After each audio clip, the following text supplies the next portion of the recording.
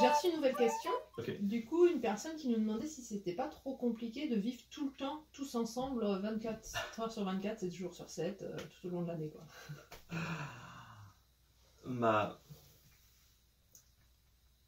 Compliqué, oui et non en fait. Déjà, la complication, c'est une perception, c'est pas vraiment une réalité en soi.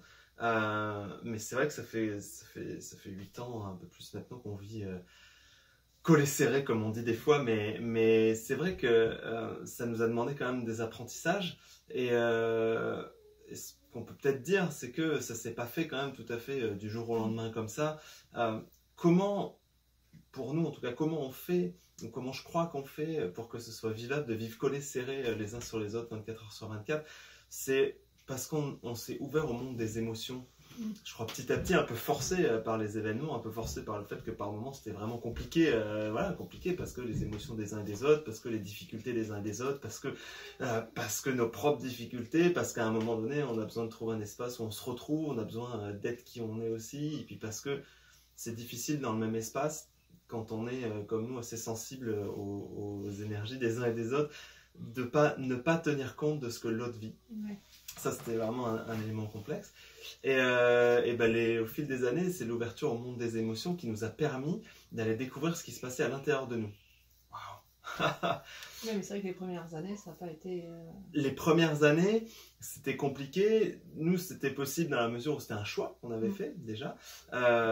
C'était aussi un nouvel apprentissage. Et puis, on était beaucoup à l'extérieur, ce qui nous a aidés, à la fois par le lien à la nature, et ce que peut nous proposer justement l'environnement extérieur. La nature est riche pour nous calmer, quoi qu'il en soit.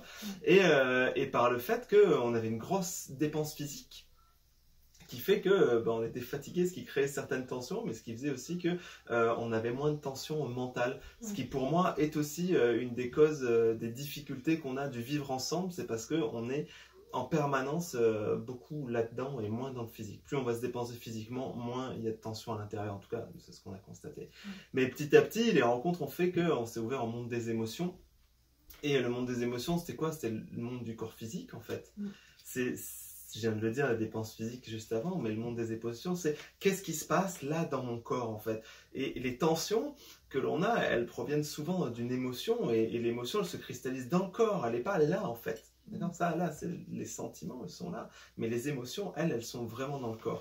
Et le jour où on a commencé à comprendre, grâce à nos enfants, comment fonctionnaient les émotions, qu'est-ce que c'était les émotions, comment on pouvait les reconnaître, comment on pouvait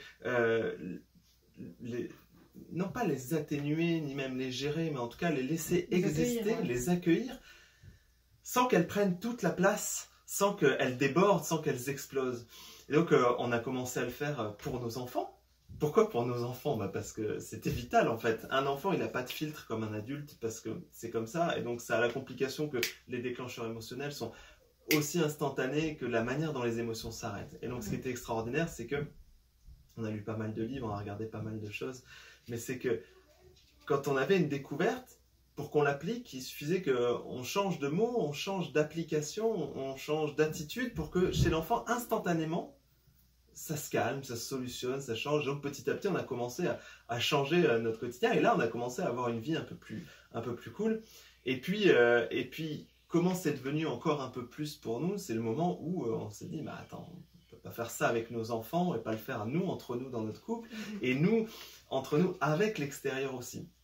Et donc c'est là où on a commencé tous les deux à s'ouvrir aux émotions entre nous, et donc à appliquer ce qu'on faisait pour les enfants, ce qui était un peu bizarre, parce que c'était bateau. Je me souviens, toi, dans tes mots, quand tu accueillais mes émotions, tu disais, je vois que vraiment c'est difficile pour toi. Et moi, je voyais consciemment que tu répétais une phrase toute faite, comme on le faisait avec les enfants. J'avais conscience de ce que tu faisais, et pourtant, à l'intérieur de moi, ça me calmait, quoi. À l'intérieur de moi, Et là, on a commencé du coup à rentrer dans l'accueil des émotions dans notre quotidien. Et donc, on le faisait, nous, vers les enfants, nous, entre nous, et nous, vers l'extérieur. Et là, il s'est opéré quelque chose de magique, c'est que les enfants ont commencé à le faire entre eux. C'est bien que ça nous a aussi montré que on ne peut pas dire juste aux enfants ce qu'il faut faire, et on ne peut pas juste faire bien avec eux, si nous on ne fait pas bien, entre guillemets, mais s'il n'y a pas de bien et mal, mais si nous on n'applique pas en tout cas ce que l'on prône dans notre quotidien, nous avec nous-mêmes, nous avec les autres, les enfants en fait ils ne l'appliquent pas, c'est le neurone miroir, c'est comme ça. Et comment en fait notre vie elle est devenue vivable? Vraiment grâce à ça, je pense que ça a développé des liens forts dans la fratrie, ça a développé des liens forts entre nous, ça nous a permis d'abaisser les tensions qui étaient vraiment par moments insurmontables. On est rentré du voyage qu'on faisait en Espagne sur un point de saturation avec Arthur, c'était vraiment un vrai point de bascule aussi, mais parce que pour le coup c'était plus vivable. Nous c'était trop, ça explosait tout le temps, ça criait tout le temps, c'était des tensions. On a vu des vidéos il n'y a pas longtemps, même nos réactions elles me choquent aujourd'hui, pourtant c'est des réactions que j'ai eues. Et donc c'est petit à petit quand on a mis en place tout ça que c'est devenu vivable.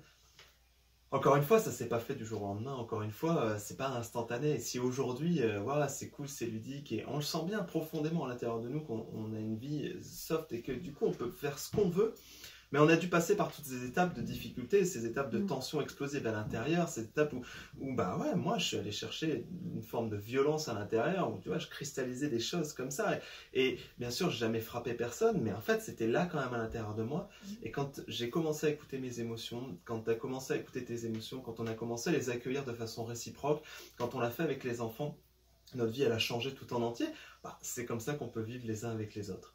Et les dernières choses, c'est que on tente au maximum de respecter les besoins individuels, et ça va aussi avec les émotions, avec l'écoute des émotions, c'est-à-dire que dans ces espaces dans lesquels on vit, on tente en tout cas d'exister chacun individuellement, ou de faire exister chacun individuellement avec ses spécificités, avec ses besoins.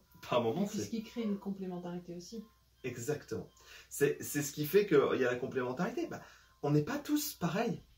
Mais c'est de notre complémentarité et c'est de nos spécificités qu'on peut vraiment créer l'harmonie. En fait, c'est comme si inconsciemment on est allé rechercher le meilleur de chacun en nous qui, si on prend du recul, forme un tableau merveilleux.